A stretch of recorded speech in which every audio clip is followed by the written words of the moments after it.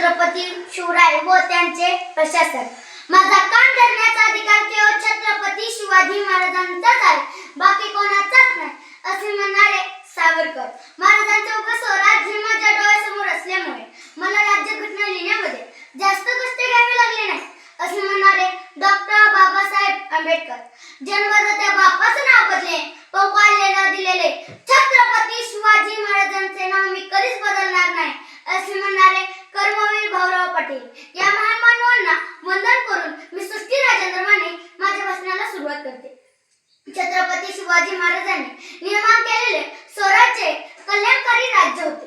कल्याणकारी राज्य म्हणजे सर्व जनतेचा सार्वजनिक विकास साधणारे राज्य होते। जनतेचे कल्याण साधणे हा स्वराज्याचा मुख्य उद्देश होता। रयतेच्या कल्याणासाठी त्यांच्या मनात आत्मविश्वास निर्माण करणे हे खरे स्वराज्याचे सर्वात मोठे यश मानता येईल। छत्रपती शिवरायांनी स्वराज्याची उभारणी लोकशाहीच्या भक्कम तत्वावर केलेली होती।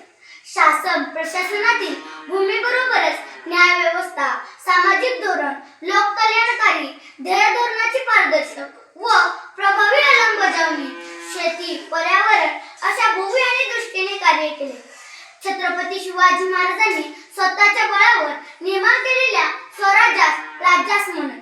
असत राज्यातील प्रत्येक नागरिकांना छत्रपती शिवाजी महाराजांचे शासकीय नियम कायदे हे आपले स्वतःचे वाटायचे।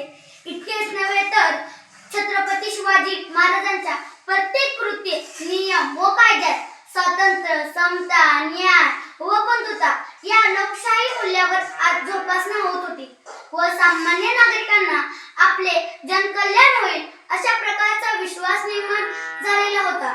त्यामुळे छत्रपती शिवाजी महाराजांच्या राज्यात स्वराज्य म्हणून ओळखले जाते।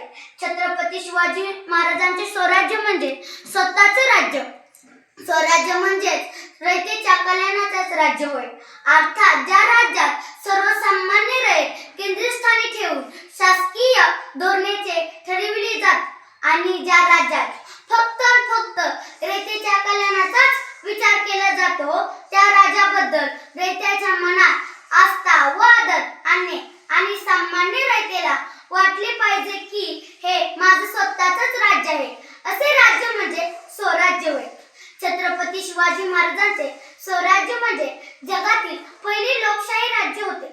छत्रपती शिवाजी महाराजांनी निर्माण केलेल्या स्वराज्यातील शासन प्रशासनातील हे राजतंत्रात्मक असूनही लोकशाहीच्या मूल्यावर आधारित होते।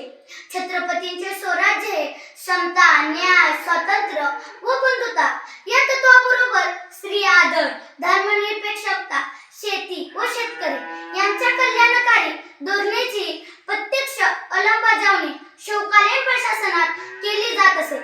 छत्रपती शिवाजी महाराजांचे हे स्वराज्याचे प्रमुख शासन होते। राजा व त्यांचे अष्टप्रधान मंडळ हे रयतेचे सेवक मानले जाते।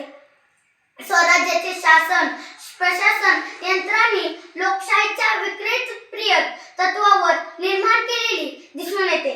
छत्रपती शिवाजी महाराजांनी प्रशासन व्यवस्था ही एका राजा केंद्रीकृत असून सर्व अधिकार हे छत्रपतींच्या केंद्रस्थानी ठेवून होते।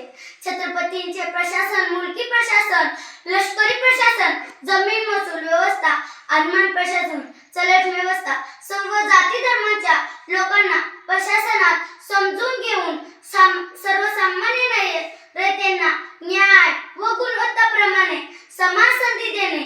छत्रपती शिवाजी महाराजांनी आपल्या बळावर स्वराज्य निर्माण केले। ते स्वराज्य मुळात सर्वसामान्य रयतेचे होते। स्वराज्य निर्माण सुरुवातीच्या कालखंडात महाराष्ट्रातील अर्थव्यवस्था अत्यंत लोप केलेली होती। महालशाही, मुघलशाही, आदिलशाही यांच्या कालखंडात सूरत की तो बात छोड़ो, चमकना उसका काम है। सूरत की तो बात छोड़ो, चमकना उसका काम है। जिसने मानव जाति को चमकाया उसका नाम छत्रपति शिवाजी महाराज है। जिसने मानव जाति को चमकाया उसका नाम छत्रपति शिवाजी महाराज है। जय हिंद, जय महाराष्ट्र।